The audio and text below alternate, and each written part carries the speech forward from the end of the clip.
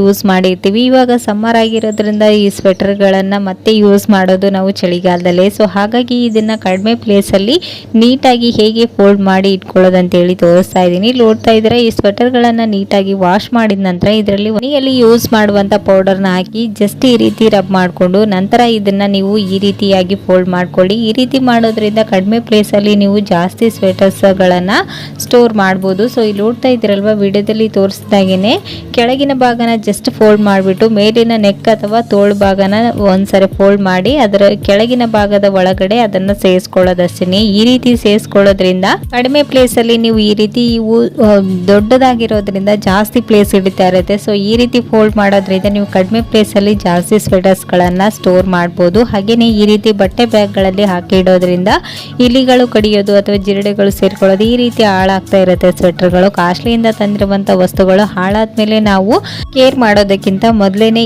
ಈ ರೀತಿ ನೀವು ಮಾಡ್ಕೊಳ್ಳೋದು ಬೆಸ್ಟ್. ಸೊ ಈ ಟಿಪ್ಸ್ ಖಂಡಿತ ಯೂಸ್ಫುಲ್ ಆಗುತ್ತೆ. ಒಂದ್ಸರಿ ಟ್ರೈ ಮಾಡಿ ನೋಡಿ, ಓಕೆನಾ.